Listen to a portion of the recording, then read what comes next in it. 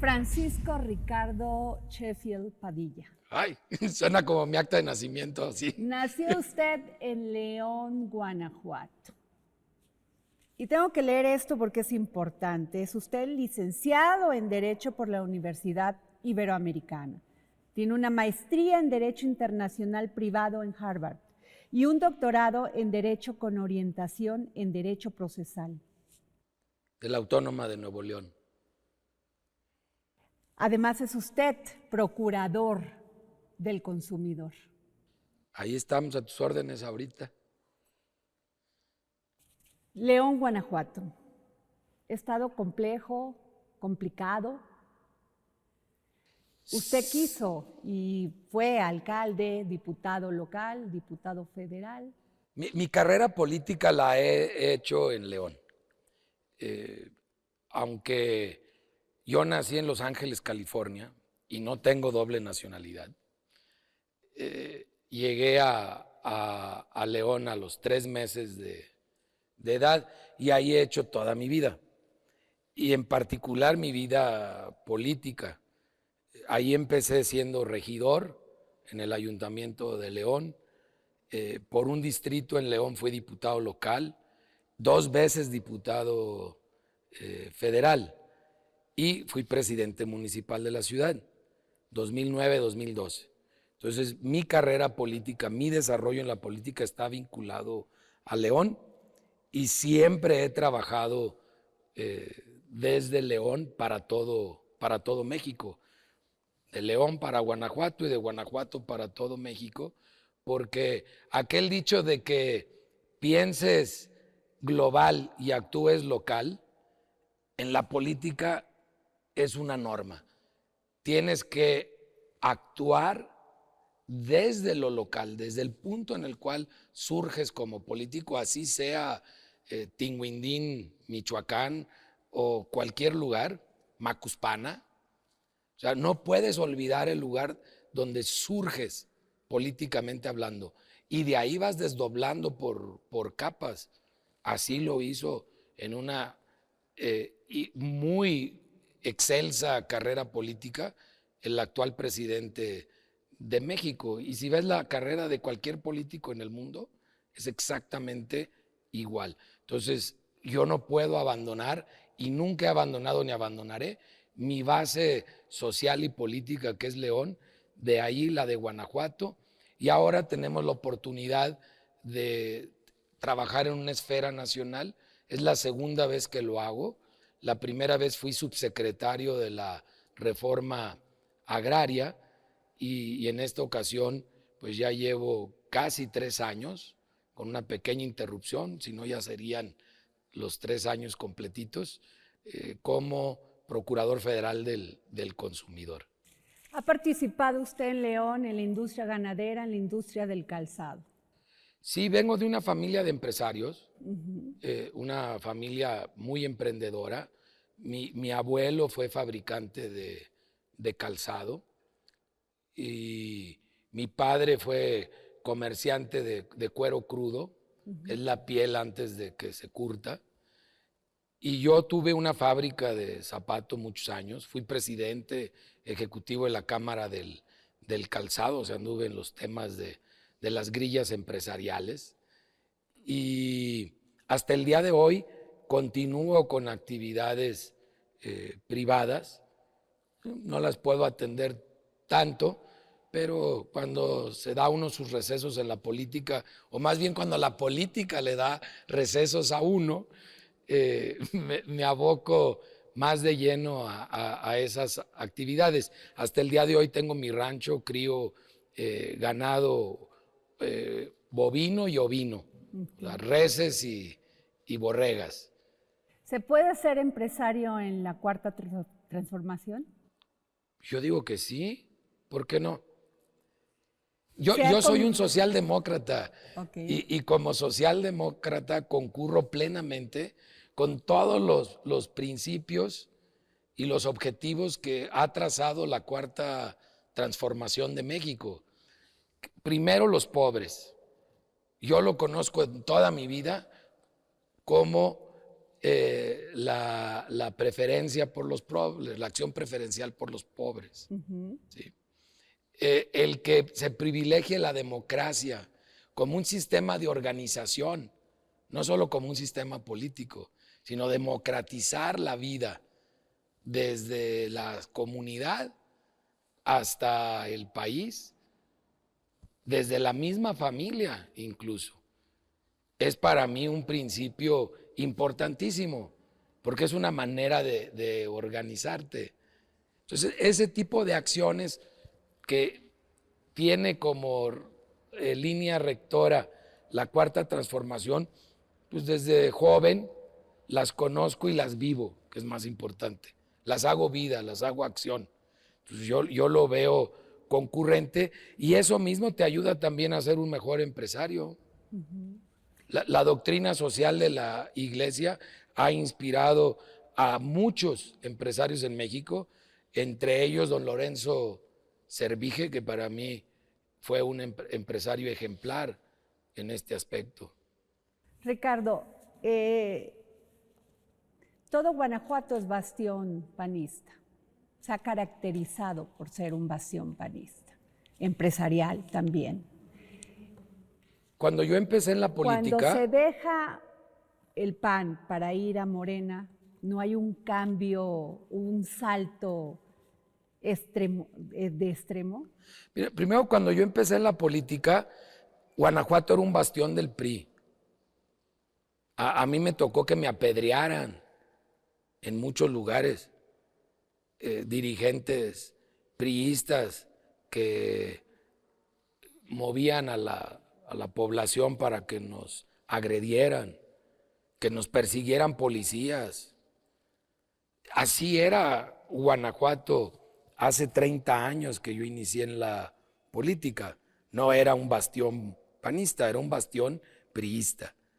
Y hoy en día, como todo partido político en el poder, se cierra un ciclo en Guanajuato porque ya muestra claramente los mismos vicios y los mismos problemas que en su momento presentó el PRI.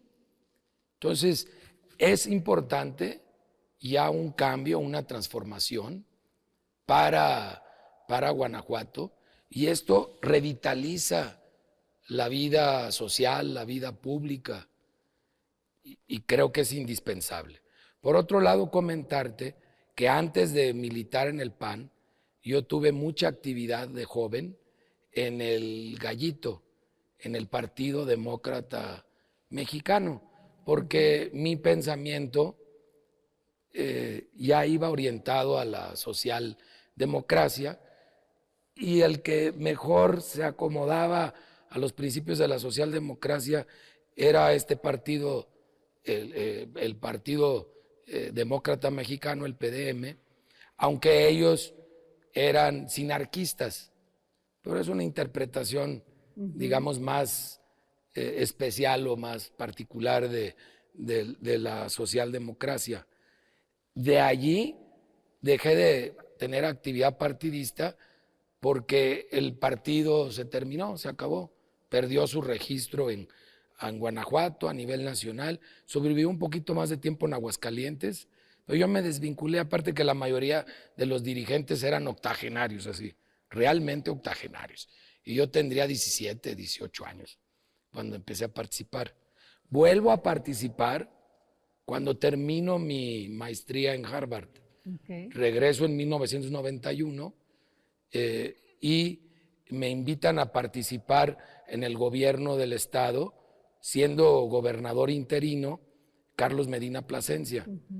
Trabajo con él un año y a partir de ahí decido entrar a militar a Acción Nacional, donde milité por 24 años. Me salgo del PAN porque el PAN se retira de esos principios y valores en los que yo siempre he creído, y se va deteriorando el partido de una manera que, bueno, me resulta hasta vergonzosa. El PAN hizo un papel importante, hizo un cambio para Guanajuato, pero después se tomó el control del partido por parte de extremas derechas Ajá. y por parte de burócratas, que lo único que les interesa es seguir sacando para comer, seguir sacando el chivo a la casa. Es el único que piensan muchos burócratas y más los panistas. Entonces, con esta burocratización de la política, con este dominio de la extrema derecha, yo ya no estoy identificado con el partido. Y este partido de reciente creación, leo sus estatutos, leo sus principios, sus valores, los comparto todos porque son socialdemócratas. Que muchos de los que ahí se han afiliado no lo sean, en lo que ahí quedó plasmado, tenemos objetivos comunes.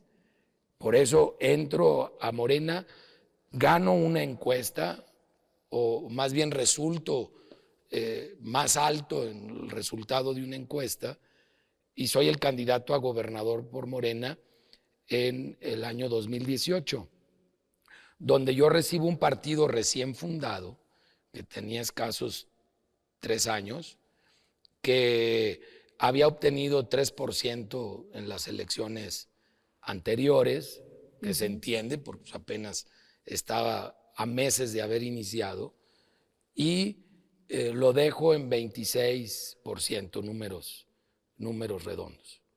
Y me invita el presidente después a participar como Procurador Federal del Consumidor, y aquí estamos haciendo nuestro trabajo conforme a ley en esta función, pero también no abandono la actividad política dentro de Morena y como militante de Morena, que ya tengo 3 años en Morena, porque mi participación en la política siempre ha sido partidista. Ricardo,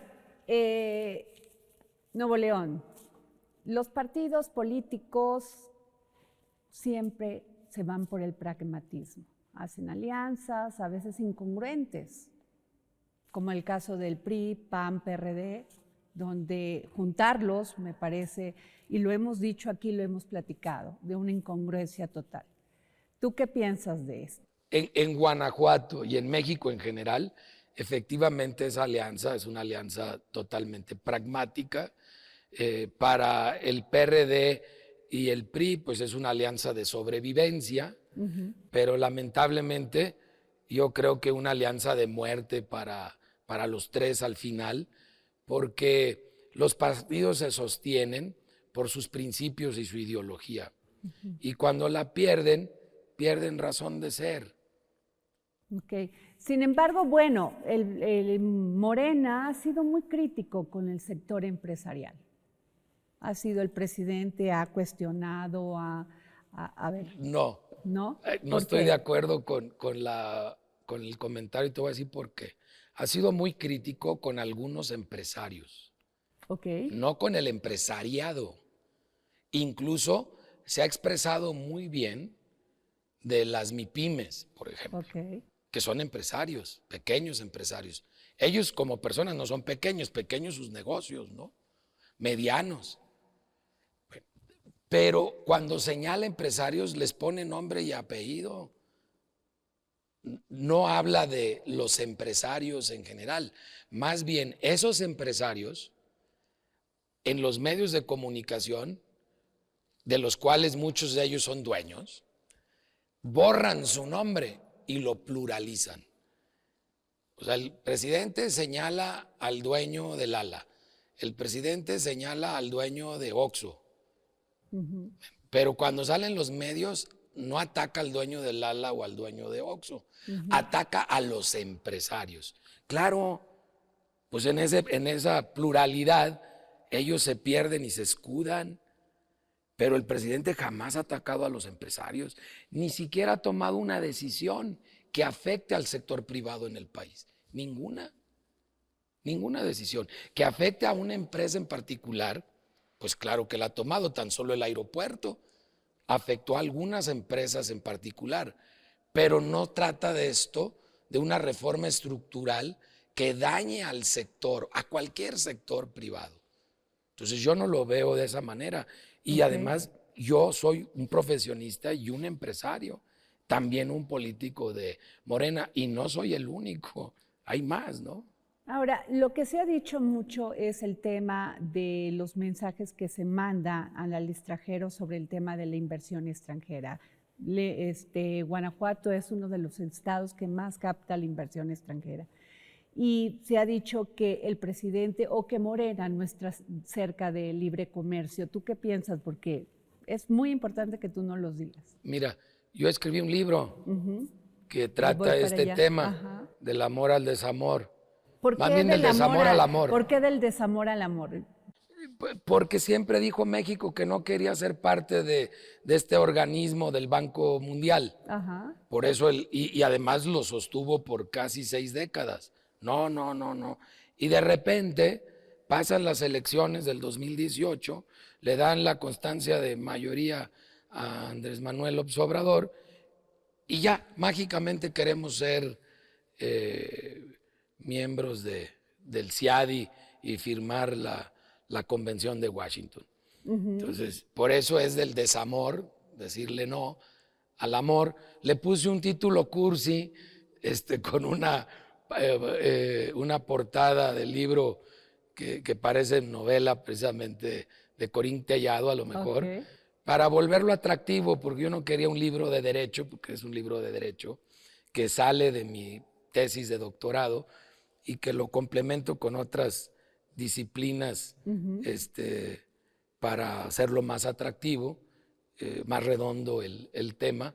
Pero dije, bueno, pues a lo mejor alguien despistado lo compre pensando que es novela y luego ya dice, ah, caray, no es un libro de derecho, a lo mejor logro que lea algunas páginas del mismo. Pero es un tema que domino, es un tema que estudié como académico, y te puedo decir que este gobierno no ha tomado hasta el día de hoy ninguna decisión que desmotive la inversión extranjera en general. Incluso la reforma eléctrica está dejando un porcentaje altísimo de participación extranjera y está respetando los acuerdos que ya han transitado. Entonces, yo no veo en qué momento el gobierno de Andrés Manuel López Obrador ha desmotivado la inversión extranjera. No hay ningún indicador que lo diga. Hay un montón de columnistas que lo dicen. Pues sí, todos pagados. Todos pagados. Hay algunos medios como El Economista, El Financiero, Reforma, El Universal y Excelsior que se han empeñado en enfatizar mucho este aspecto, pero nunca dando un número, un dato que señale contundencia en esa afirmación. Y al contrario, el tipo cambiario que tenemos,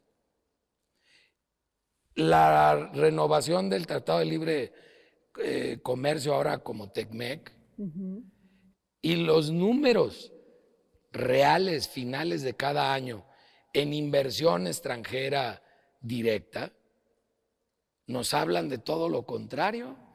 Nos hablan de que es un gobierno que favorece la inversión.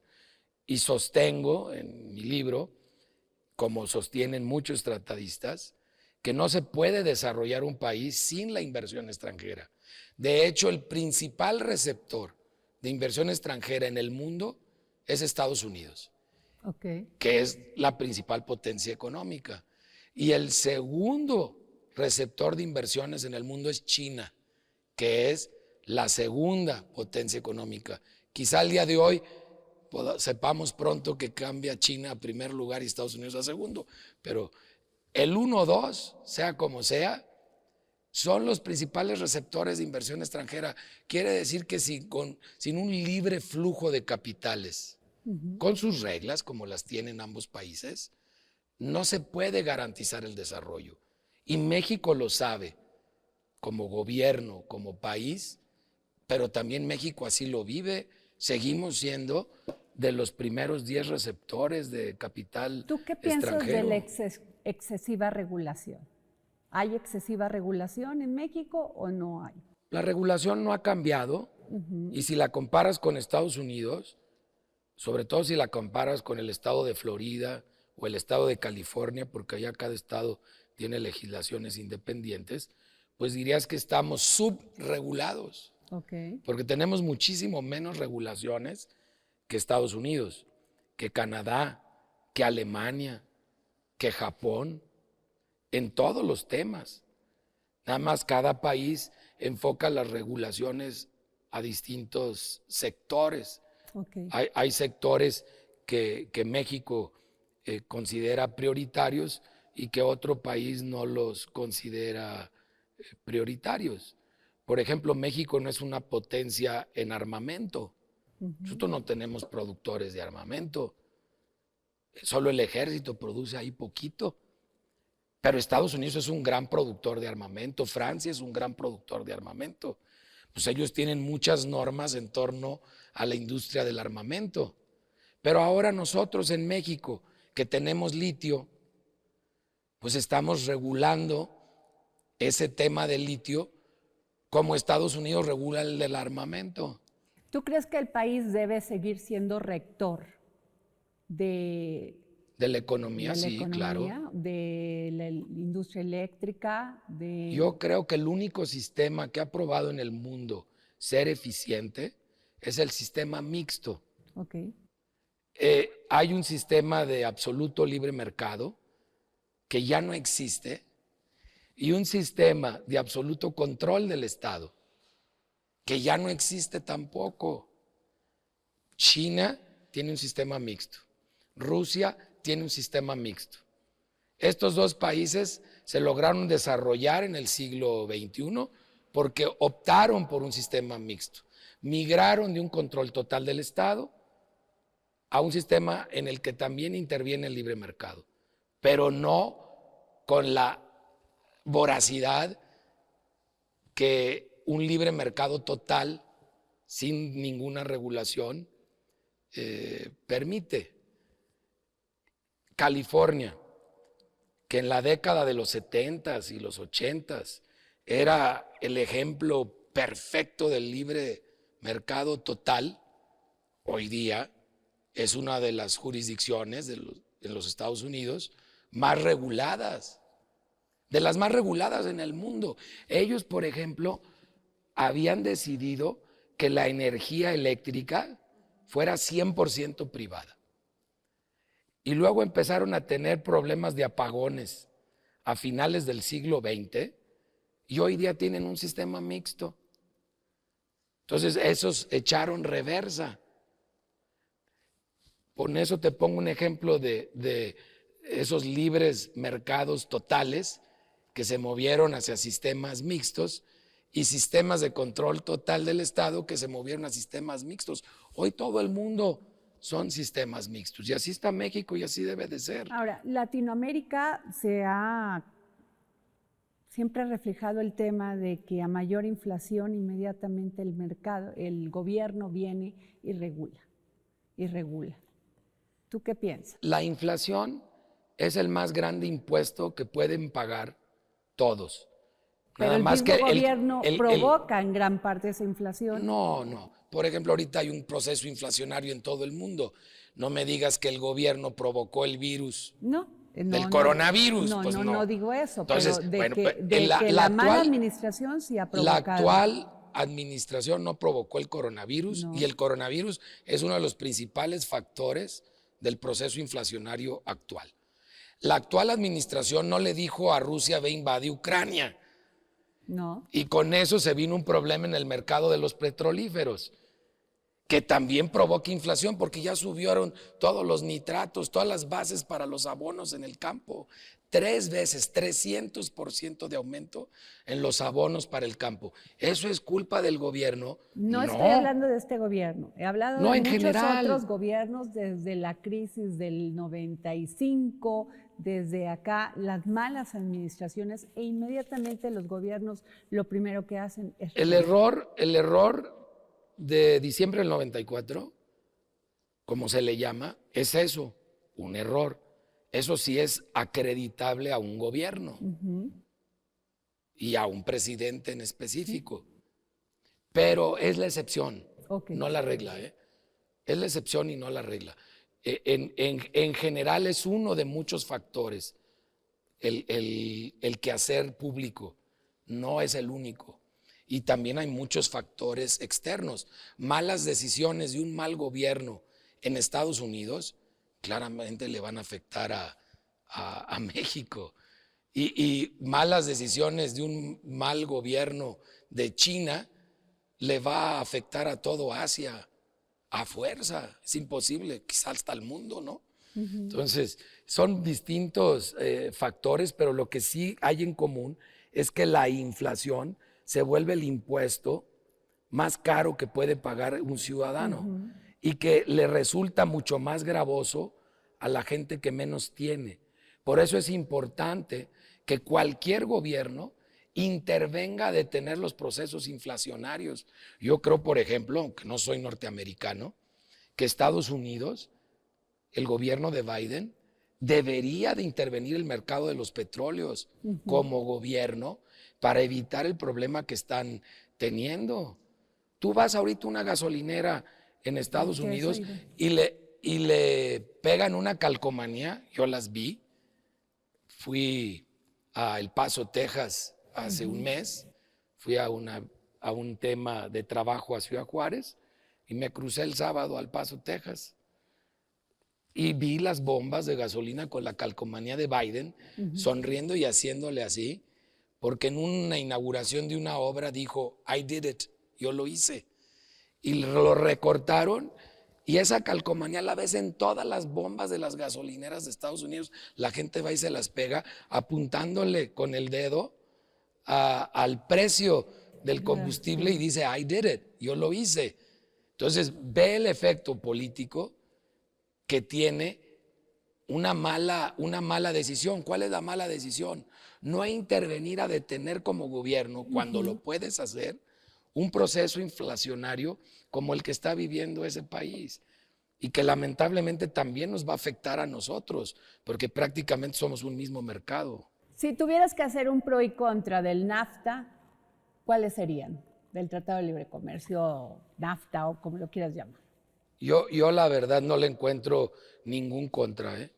Okay. Porque es un tema que vengo estudiando desde que, bueno, es más, mi tesis de maestría es sobre el NAFTA, antes de que el NAFTA entrara, porque mi tesis es de 1991 y analizo desde el punto de vista jurídico cuál sería el efecto del Tratado de Libre Comercio de América del Norte si se firmase en la industria manufacturera mexicana. Y desde entonces decía yo que era un esquema muy favorable siempre y cuando se siguieran ciertos principios que se siguieron.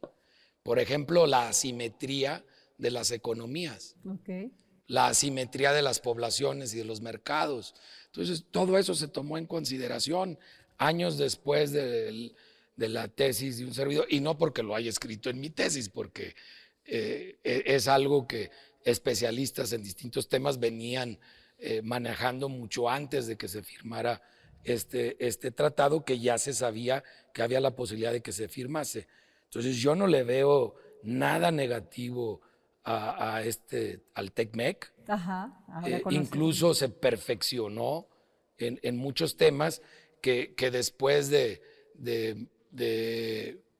pues casi 3 décadas, 2 décadas y fracción, se había visto la necesidad de reacomodar y se reacomodó. Yo le veo solo lo favorable a este tema, no le he podido encontrar lo negativo. ¿Puede afectar a alguien en lo particular? Sí, en Estados Unidos, en Canadá o en México por igual.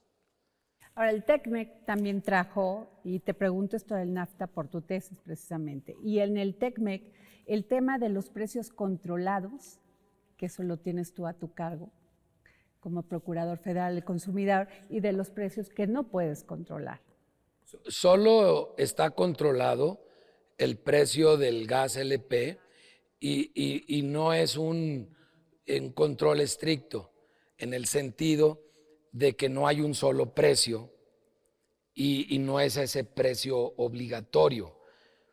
Es un control mediante precios máximos en 145 regiones y que se ajustan semanalmente, porque normalmente tendrías en un estricto control de precios para México el gas vale tanto y se acabó.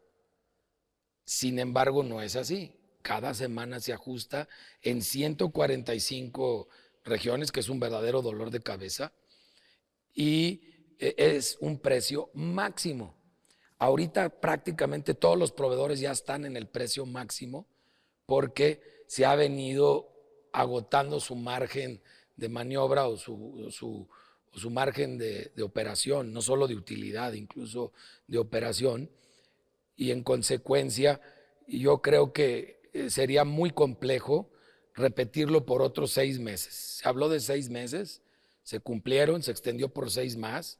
Yo veo que un sistema de ese tipo no puede soportar 18 meses. Tendría que desarrollarse otro nuevo sistema bajo otros paradigmas, bajo otros principios, o eliminar ese tipo de controles. Pero a veces es necesario tener control de precios, sea total o parcial, como ahorita que es parcial.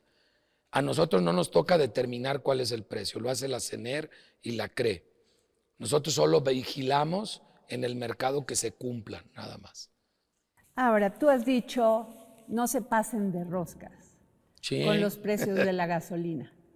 Con los precios de cualquier servicio o Del producto. huevo también. Es que Cuando hay subiste aumentos, del huevo, la ley lo maneja como aumentos justificados o aumentos injustificados. Entonces, obviamente el aumento a la gasolina es justificado siempre y cuando considere un subsidio de 100% al IEPS. Ok. Entonces quitas el IEPS y de todos modos sube más el petróleo y sube más la gasolina, pues o subsidias vía IVA e ICR como ya se está haciendo, y si se acaba eso, pues le vas a tener que meter ya dinero constante y sonante, ¿va?, de la caja, cosa que no creo que llegue a suceder, por lo menos no sería muy conveniente hacerlo, en mi opinión. Una cosa es que dejes de tener ingresos y otra cosa es que generes un egreso efectivo. Entonces, el que puedas acomodar el tema impositivo, el tema de los impuestos, para beneficiar al mercado en general y a los consumidores en particular, a las consumidoras, pues entonces yo creo que se justifica. Y si en ese esquema tú subes los precios por arriba de lo que está justificado, pues se vuelve, valga la redundancia, un aumento injustificado. Y los aumentos injustificados, como también el acaparamiento de mercancía, son un delito. Y son un delito federal.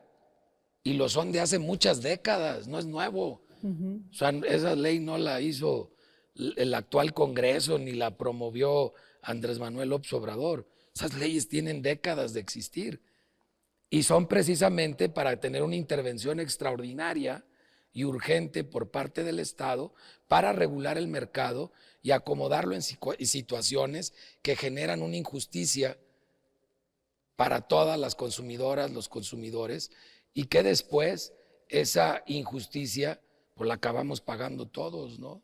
Ricardo, Procurador Federal del Consumidor, muchas veces pensamos que la Procuraduría Federal del Consumidor es como ese Superman que nos va a ir a defender de los precios altos, de estos abusos que cometen muchos productores en el caso del limón.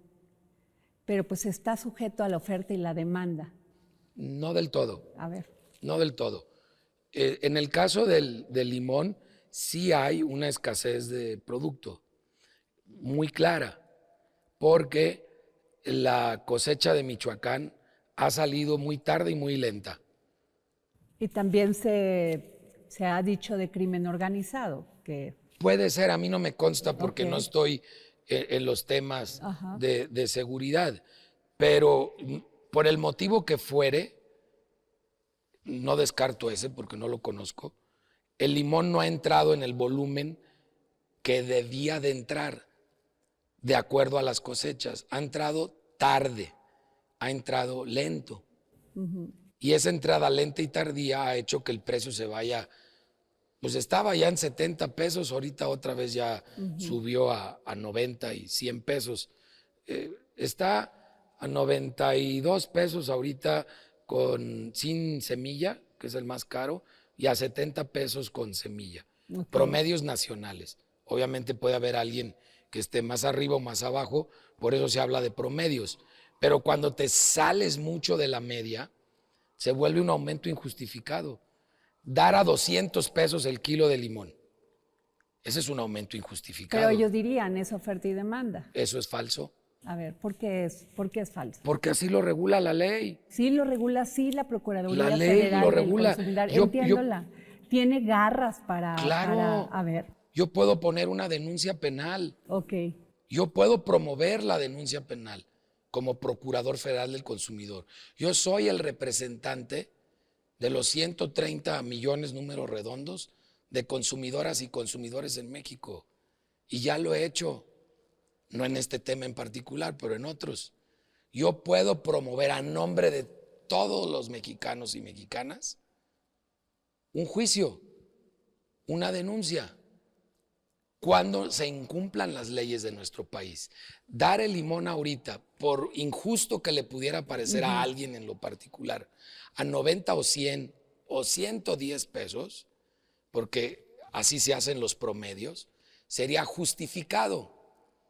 Pero darlo a 200 o a 300, que porque es la ley de la oferta y la demanda, eso en México y en todas las economías desarrolladas del mundo, no solo México, esas mismas leyes las tiene Estados Unidos, de ahí las copiamos, las tiene la Unión Europea, Ok, las tiene Japón, no son solo de México. ok. El Estado puede intervenir y en este caso interviene a través de la Profeco. Y lo hago ejerciendo el derecho de los y las consumidoras de México, a nombre de ellos. ¿Qué es justificado? ¿Qué porcentaje arriba de un precio normal, por decirlo así, Ricardo Chef? Mira, yo cómo lo construyo A ver. como procurador. Si tú le preguntas a cualquier empresario, y soy empresario, una utilidad razonable antes de impuestos es del 40%, Ok. ¿sí? Entonces, nosotros sabemos los precios de originación de todas las materias primas y de todos los productos en este país. Ok, Todas. Soy autoridad fiscal. ok. Yo puedo verificar si tu promedio de ingresos los últimos 5 o 10 años y en consecuencia de utilidades declaradas están en qué promedios. Yo sé cómo retiqueta Walmart, Soriana, Chedraui, todos ellos. Es información confidencial. No la puedo hacer pública, Ok, pero la conozco. claro. Entonces, yo sí puedo saber cuando te pasas de rosca. O sea, yo sí puedo saber que tú le estás ganando 200 o 300% a un producto. No voy a salir con esos datos, Ok. pero sí te puedo llevar a juicio con esos datos. Y en la confidencialidad de un proceso judicial, desahogarlos, claro que puedo, pero también puedo, con los pelos de la burra en la mano, como dicen en mi rancho, salir a decir que te pasaste de rosca, que hay otros proveedores que sí son solidarios, subsidiarios con los consumidores, que sí son, como lo digo, aliados del consumidor, aliados de la consumidora. Entonces, los puedo poner en dos bandos, ¿sí? Como del bien y del mal, ¿va? Ok. En esta figura maniquea que no me gusta usar, de bien y mal, pero puedo decir, ellos son aliados de los consumidores y lo sé porque se esfuerzan por llevar los mejores precios en las circunstancias del mercado. Ok. Y ellos son unos pasados de rosca, porque nomás están viendo cómo te quitan el dinero, cómo se hacen ricos a tus costillas. Y te abro los ojos, pues para que no seas tan tonto o tan tonta de ir a comprarle al que se pasa de rosca contigo cuando tienes montones, De docenas alternativas. de opciones de aliados al consumidor. Son los menos en este país los que se pasan de rosca. Y hay que evidenciarlos. Ahora, el que diga, yo no me paso de rosca, te voy a demandar por decirme eso. Pues yo te demando antes, no te preocupes. Yo lo quería resolver a la buena, pero si no, pues la resolvemos en los tribunales. Porque hay los elementos de ley para hacerlo. Pero, ¿y cuál es el procedimiento primero, por decirlo? ¿La clausura del local? No, yo no puedo clausurar. No puedes clausurar. Por tema de precios, no. Yo no puedo clausurar. Por eso mi primera medida es empoderarte a ti como consumidora, a todos los consumidores en general, con información. Porque esa información te hace ver, oyes, el limón no está a 300 pesos. El limón no está a ese precio. El limón está en promedio a 93 pesos, a 97 pesos sin semilla, a 70 pesos, 72 pesos con semilla. Entonces, si lo veo a 30 pesos, pues está bien barato. Súrtete de una semana o dos de limones, más se van a echar a perder, ¿va? Está a 120. Pues está por arriba. Mejor búscate otro proveedor más económico. Pero está a 200 o a 300 pesos, es un robo. Háblanos y denúncialo para nosotros intervenir. Por eso se habla de aumentos injustificados. Y lo hay en todos los productos y servicios, en todos. Nosotros también, por ejemplo, estuvimos revisando los hospitales. Nosotros sabemos cuánto vale una prueba de COVID.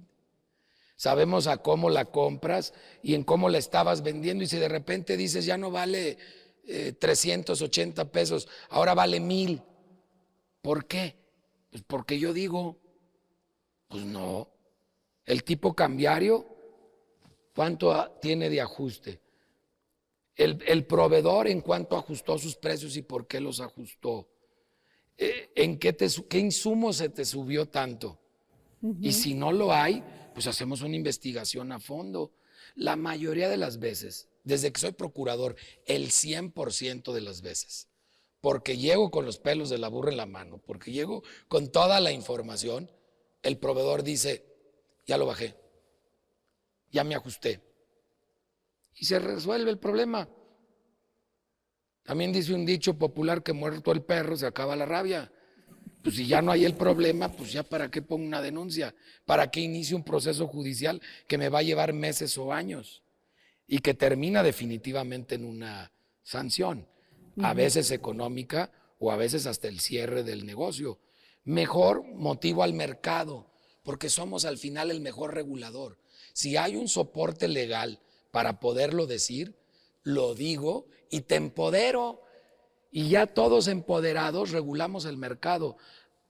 La demanda pesa más que la oferta.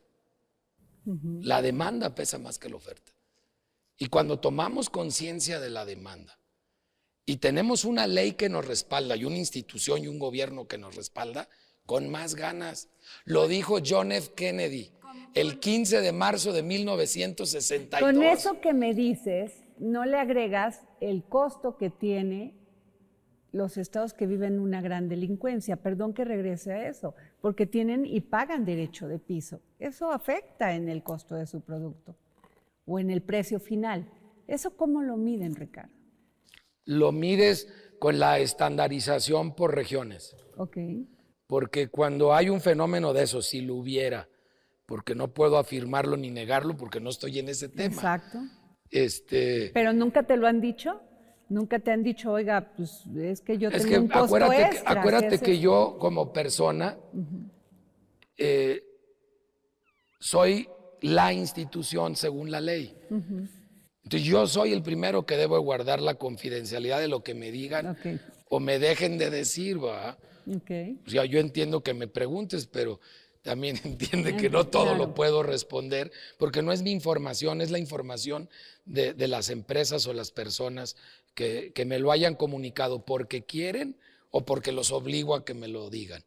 Entonces, cuando en una región hay un factor de ese tipo, de cualquier índole que afecta, por ejemplo, una sequía también puede afectar, se nota en todos por parejo y lo ves en los números en general. Te das cuenta cuando hay una deformación de la oferta o del mercado, cuando solo lo hace uno. o cuando lo hacen sin respaldo. Si en la harina nixtamalizada los dos grandes proveedores aumentan al mismo tiempo y la cosecha de Sinaloa de mayo se compró a un precio que no habla de un aumento y las proyecciones de Chicago no hablan de un aumento, entonces ¿por qué aumentas si tu principal insumo no ha subido? Okay. No es nada más un tema de caprichos.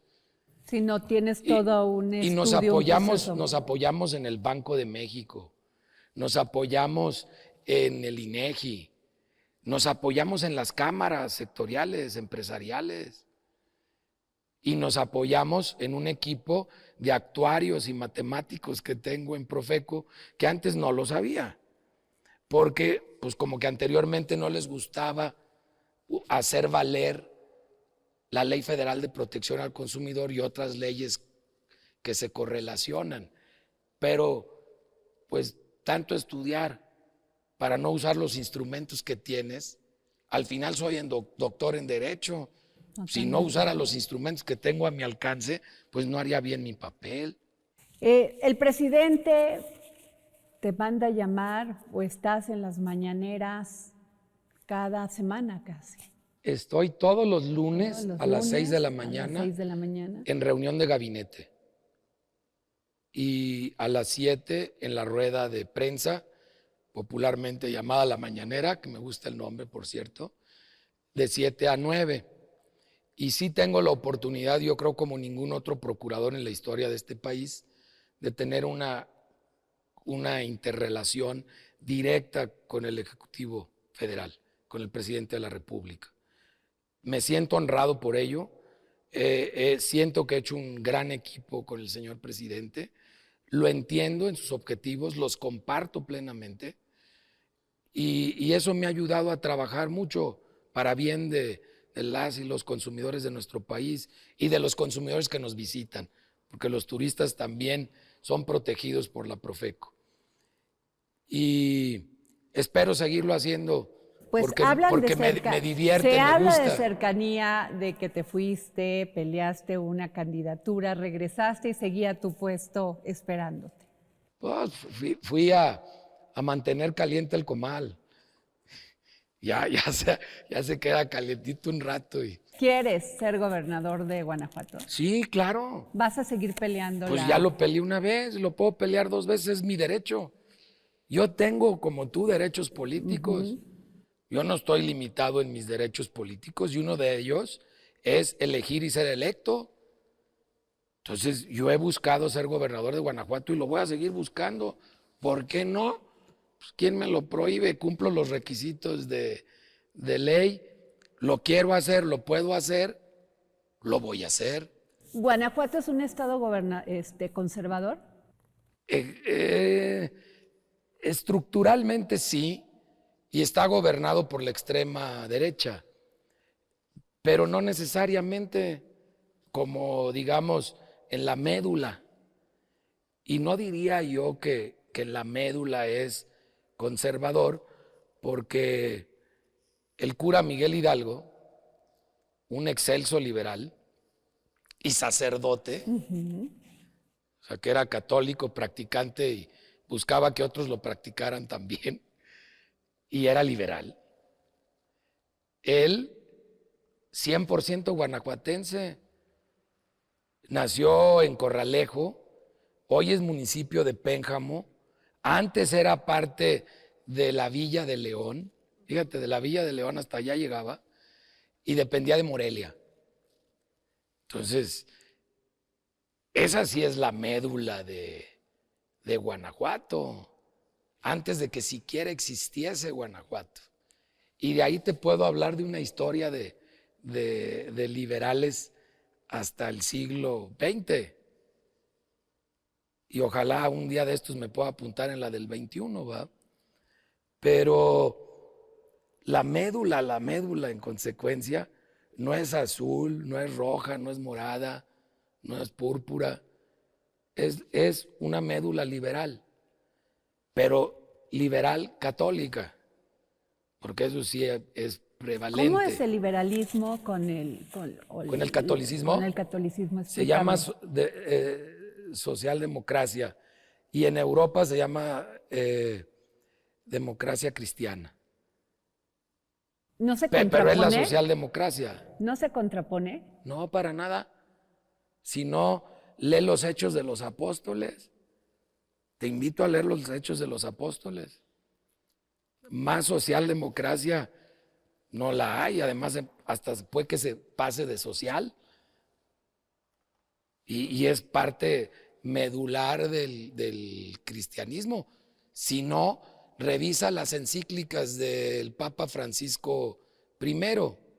Laudato Si, sumamente franciscana, de San Francisco de Asís, y la de Fratelli Tutti, o Tutti Fratelli.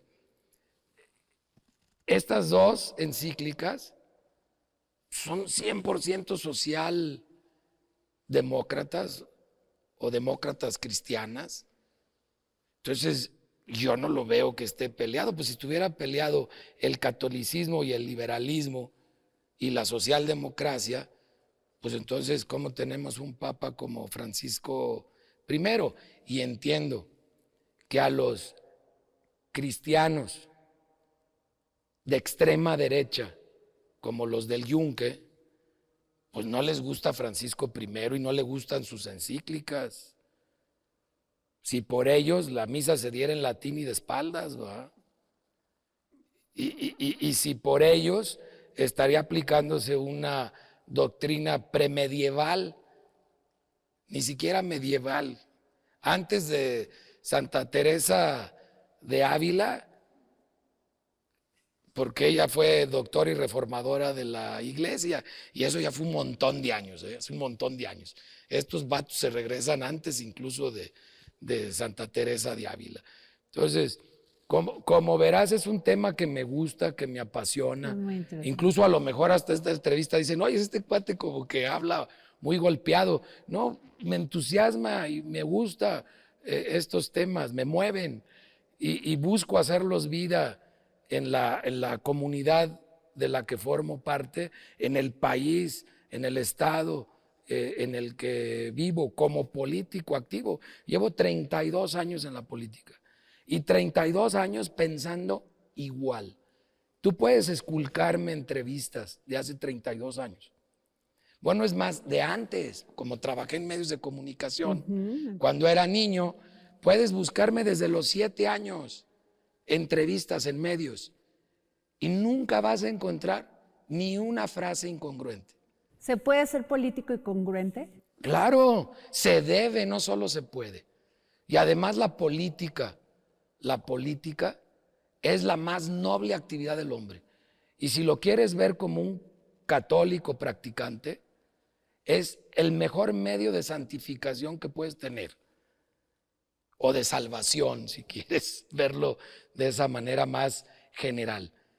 Y por eso el Papa Juan Pablo II nos puso como ejemplo a los políticos a Santo Tomás